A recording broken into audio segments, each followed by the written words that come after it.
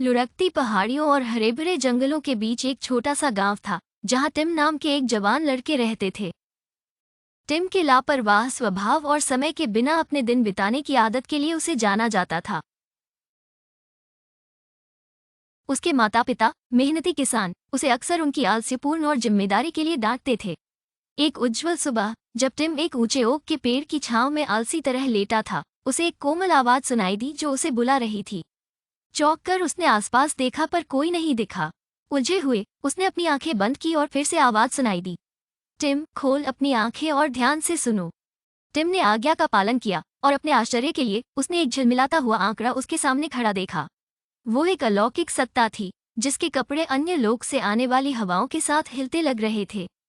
मैं टैम्पस हूँ, समय का रक्षक, एक आभासी वस्तु ने कहा। टिम की आंखें उत्सुकता से फैल गईं। उपहार क्या है ये? उसने पूछा। उसकी आवाज में एक्साइटमेंट था।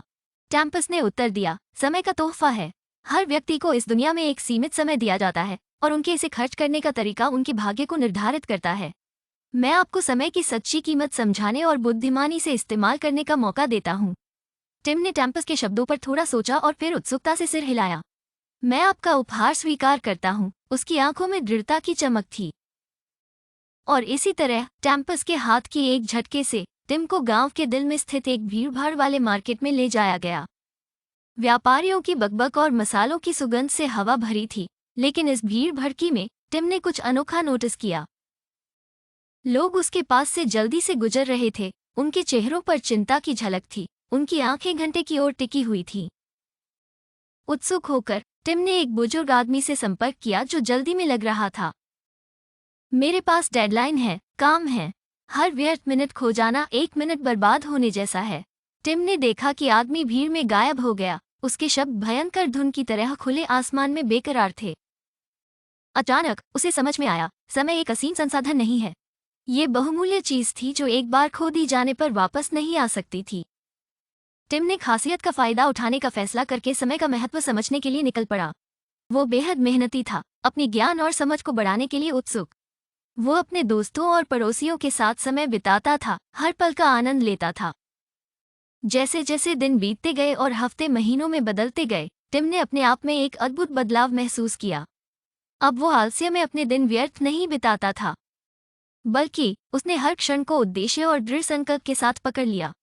और हर गुजरते दिन के साथ साथ वो बुद्धिमान और अधिक संतुष्ट होता गया। उसका दिल समय के अनमोल उपहार के लिए कृतज्ञता से भरा हुआ था। फिर से टैम्पस उसके सामने आ गया। अच्छा सीख लिया है तुमने, युवा, टैम्पस ने बोला, उसकी आवाज में गर्व था।